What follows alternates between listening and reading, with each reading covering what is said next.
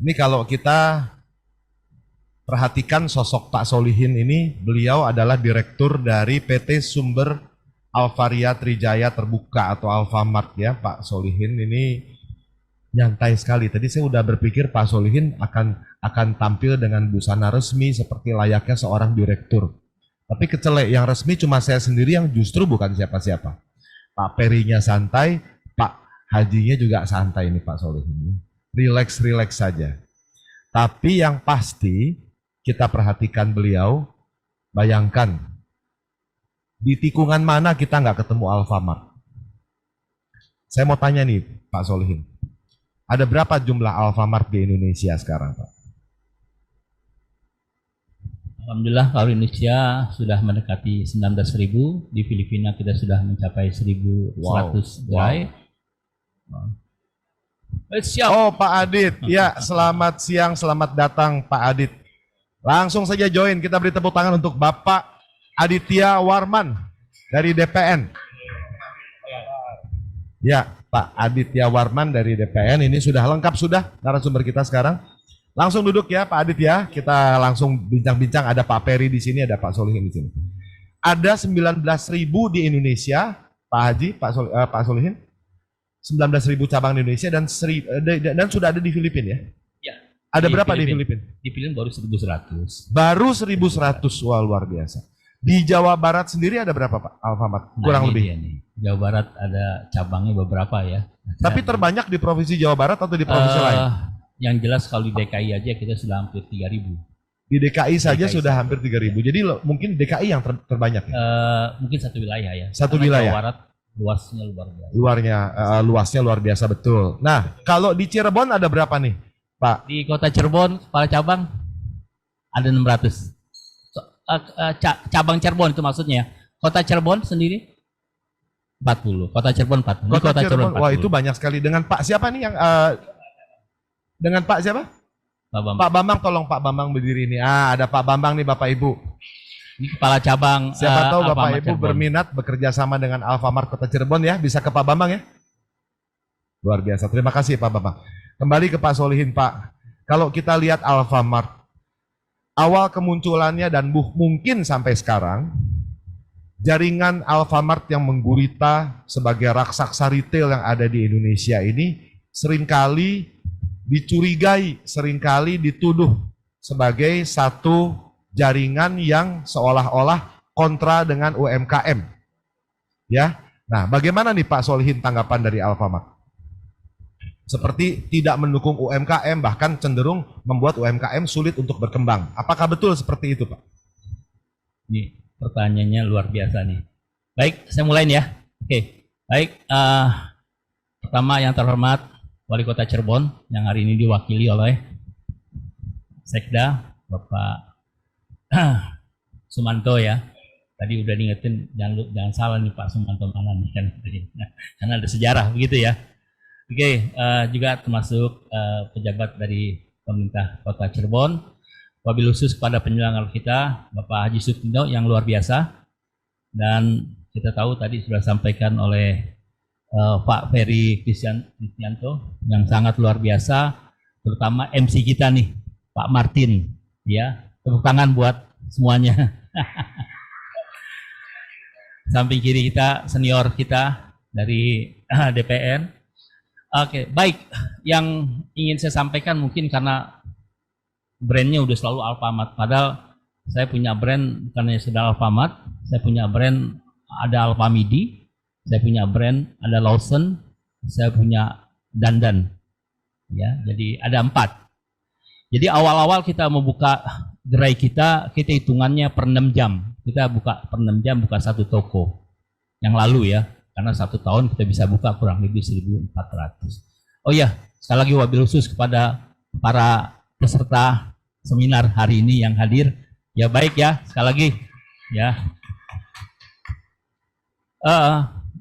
Saya mencerna apa yang disampaikan oleh Pak Ferry. Ada satu kalimat yang di dalam benak saya, lebih baik sedikit berbeda daripada sedikit lebih baik. Nanti dimanain. Lebih baik sedikit berbeda daripada sedikit lebih baik. Ya.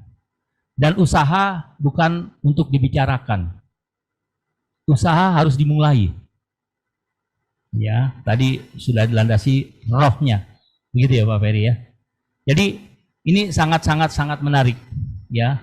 Dan kenapa dikatakan lebih baik sedikit berbeda daripada sedikit lebih baik? Karena tidak mungkin kalau kita baru buka usaha, di mana sudah ada usaha yang lain di depan kita yang sudah 5 tahun, 10 tahun, kita mengatakan bahwa kita lebih baik. Siapa yang mau percaya? Kalau kita lebih baik. Tapi kalau kita berbeda, nah di situ dah. Tadi Pak Ferry sudah sampaikan, berbeda. Kalau perlu jual kue di apotek gitu, ya. Jadi hal-hal yang disampaikan ini sangat benar.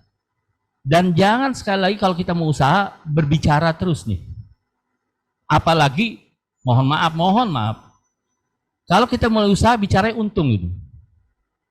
Ya, untungnya gimana nih? Ya. Tepatnya 22 tahun yang lalu kami ya dengan rekan-rekan bertemu dengan pemilik perusahaan ini yaitu Pak Putra Sampurna. Apa yang disampaikan, Anda perlu untuk tahun ini, tepatnya di bulan April, saya ketemu tanggal 18 April tahun 2001. Berapa nilai investasi yang Anda perlukan untuk membuka usaha ya seperti yang sekarang ini? Pada saat kami menyebut suatu nilai, dia katakan apa? Oke, jangan bicara soal uang, silakan Anda kerja. Dan pertanyaan saya, tahun pertama Anda merugi berapa? Tahun kedua Anda merugi berapa? Dan ketiga dan keempat. Jadi nggak ditanya untung ya Pak? Ya mohon maaf sekali lagi termasuk saya. Ya, kita kalau mau usaha mikirnya untungnya gimana nih? Ya, saya juga tentunya saat ini merasa terhina juga nih. Karena luar biasa kiat sukses menjadi pengusaha. Sejak tahun 77 saya jadi pekerja sebagai pelayan toko sampai di usia yang ke-63 masih jadi pekerja. Jadi malu sendiri nih. Kalau saya sekarang ini berdiri ngajarkan supaya jadi pengusaha seperti apa. Ya. Ya malu sendiri. Mohon maaf Pak Solihin ini, Pak Haji ini pekerja yang mempekerjakan pengusaha. Jadi kita kalau lihat ini lebih luar biasa lagi nih Pak. Jadi di awal kami mengembangkan salah satu usaha yaitu dengan sistem pola waralaba ya. Nanti kita akan sedikit cerita di section berikutnya. Jadi tadi yang disampaikan, saya melihat dari apa yang sudah saya kerjakan, rupanya saya hitung-hitung salah orang tua kita. Karena orang tua dulu kita, selalu kita disuruh sekolah yang pinter. Biar cepat dapat pekerjaan. Terutama jadi pegawai negeri. Karena dapat pensiun dan sebagainya. Begitu ya Pak ya. Orang tua kita ngedoain begitu. Ayo sekolah yang pinter. Ya, biar cepat dapat kerja. Jadilah saya jadi pekerja sampai sekarang nih. Sejak tahun 70 jadi karena doa orang tua. Makanya sekarang kalau ada orang tua doain anak, ayo sekolah yang pintar biar bisa buka lapangan pekerjaan. Tepuk tangan buat kita semua. Kan gitu kan? Ya kan? Jadi doa, karena ucapan itu doa. Namun kalau kita dibejakan teh doa supaya jadi pekerja nih kayak saya nih gini. Nah, menyadari dalam perjalanannya tadi Pak Martin, saya sadar kapan saya harus mulai.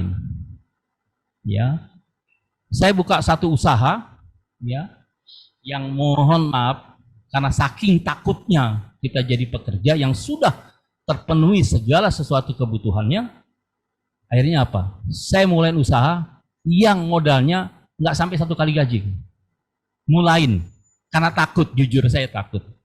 Ya, pada saat itu jujur saja saya takut. Dan yang tadi disampaikan oleh Kang Ferry itu benar. Bikin suatu hal yang berbeda. Contoh, saya mohon maaf, saya nggak malu, saya bikin usaha.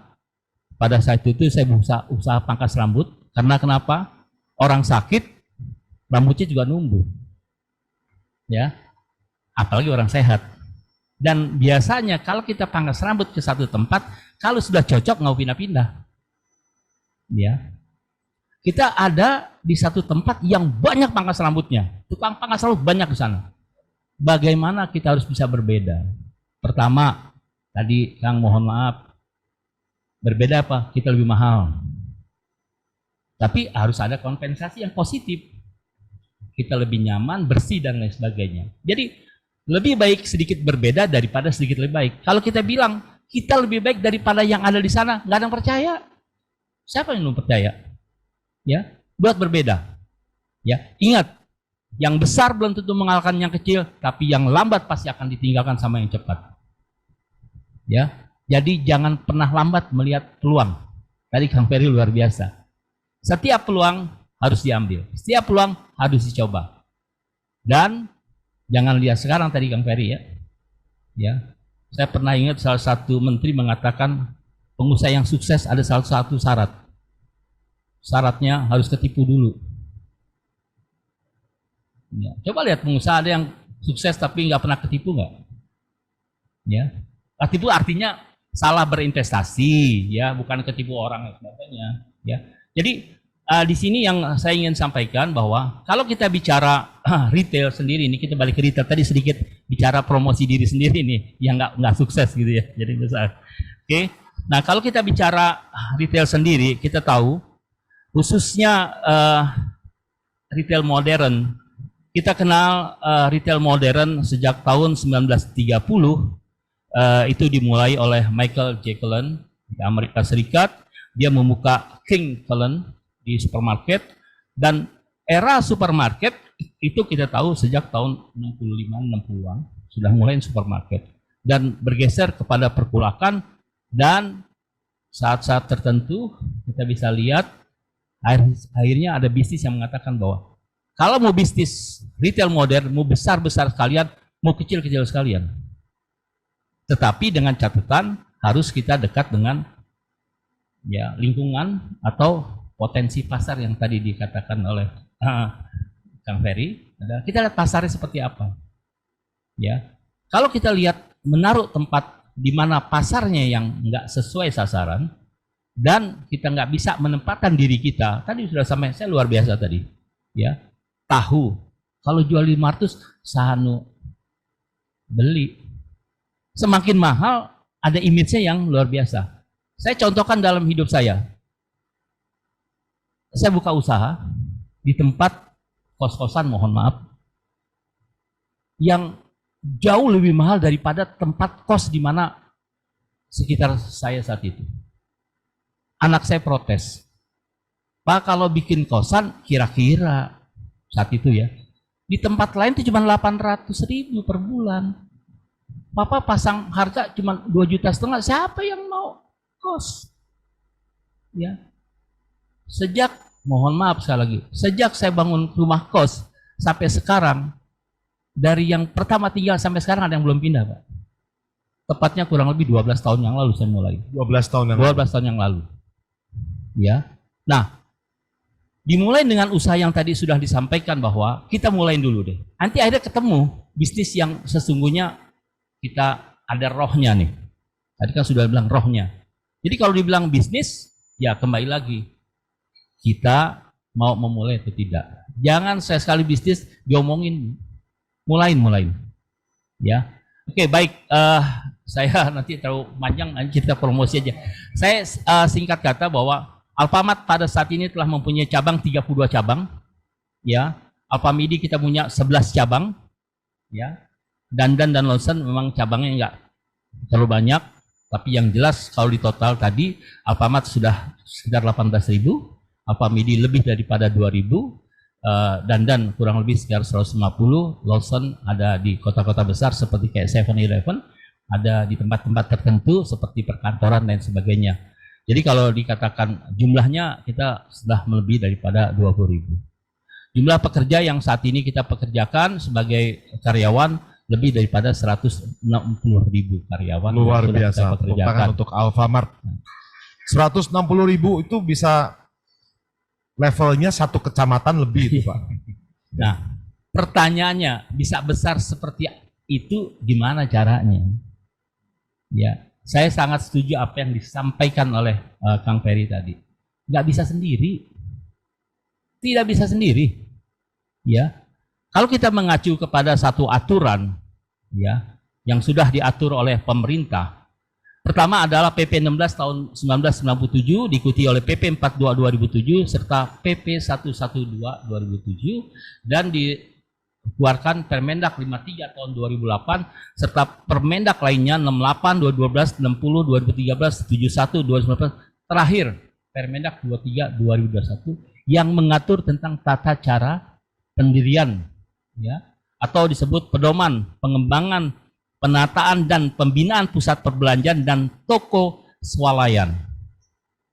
Di sana disebutkan di dalam Permendak, kalau ada suatu usaha yang berjejaring yang telah mempunyai gerai lebih daripada 150, selanjutnya harus bekerja sama, izin Pak, bekerja sama dengan mitra. Nah, disinilah besarnya kita oleh karena kita kemitraan. Sangat benar yang disampaikan Pak Ferry, kita tidak bisa berjalan sendiri. Kita tidak bisa besar oleh karenanya sendiri. Ya. Perusahaan sudah sebesar ini dengan kapal yang sudah besar, beda dengan sekoci. Sekoci pada saat kita mau tikung ke kanan, tikung ke kiri, 1 menit kemudian kita sudah bisa nikung ke kanan dan ke kiri. Kalau sudah besar, berat bebannya. Ya. Nah, disinilah dengan cara kita bermitra, ya PT Sumber Alvaria Trijaya dengan brandnya Alfamart, begitu juga Alfamidi. Sekarang mitra kita dari jumlah gerai yang ada sudah mencapai 29%. Ya, artinya kita tidak berdiri sendiri. Ya, itu satu. Yang kedua tadi sudah disampaikan oleh MC kita yang luar biasa nih. Kenapa sih? Ya. Asumsi nih kembali lagi tadi. Jadi kita nggak memungkiri, ya, tidak memungkiri ada satunya retail modern, ya, yang dianggap, ya, mengganggu, ya, katakan retail lain. Itu kalau kita berpikir secara apa ya? Ya mohon maaf, ini kan era yang sudah seperti modern. Harusnya begini. Kalau kita saat ini yang kita ributkan adalah sebetulnya konsumen yang kita ributkan. Andai kata konsumen yang ada di hadapan kita, yang ada di sekeliling kita, dia hanya taunya dan bisa belanjanya hanya ke satu tempat. Sama seperti kalau kita tahu pacar kita nih, dia nggak akan laku kalau dia nggak sama kita. Sombongnya minta ampun kita. Betul ya Pak ya? Kenapa? Pacar kita nggak akan mungkin laku dengan yang lain. Hanya dengan kita. Sombong minta ampun Pak. Bayangkan nggak kalau pacar kita dimauin sama orang yang lain. Marahnya seperti apa Pak? Betul kan? Ini kan konsumen. Artinya kalau konsumen kita terganggu, harusnya tadi seperti pacar kita terganggu, kita harus apa? Ngejagain dengan baik. Ya, calon mertua lewat dari jauh kita tarik tangan, cium tangan. Ya, tadinya mandi cuma segayung mungkin seember itu. Ya, karena apa? Supaya pacar kita jangan berpaling. Sama konsumen. Saat konsumen ya tidak mendapatkan sesuatu yang dia cari, pelayanan yang disukai, tentu akan dia kabur.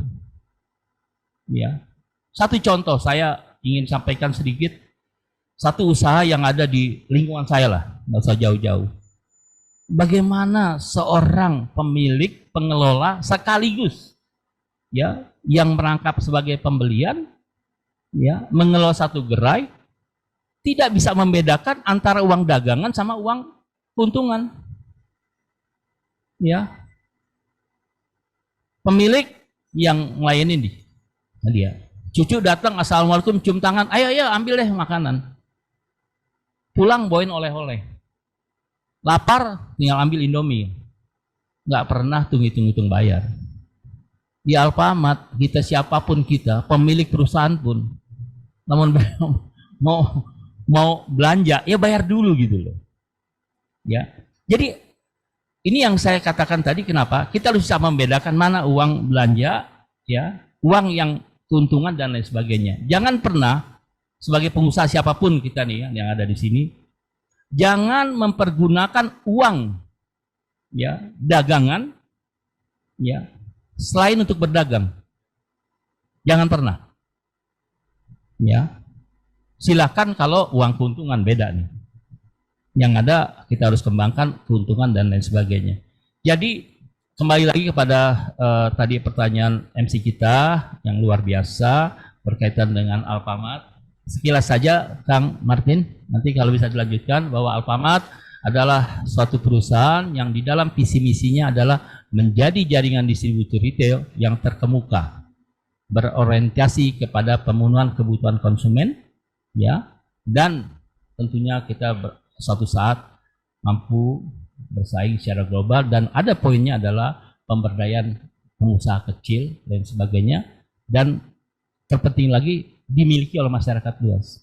Jadi kalau ada perusahaan yang sekarang ini ingin besar dan besar, tidak akan mungkin kalau tidak mengajak sertakan pengusaha-pengusaha yang lain ada di sekelilingnya. Tadi sudah sampaikan ada sampan-sampan yang kecil, itu nggak bisa karena di sampan-sampan itu ada di tengah-tengah kita. Kalau kita tidak merangkul, selesai kita. Itu yang pertama mungkin saya sampaikan, nanti kita bisa berlanjut lagi, kurang lebih seperti itu ya. Begitu. Baik, luar Bang biasa Martin, nih terima Pak kasih Bang Solihin. Martin.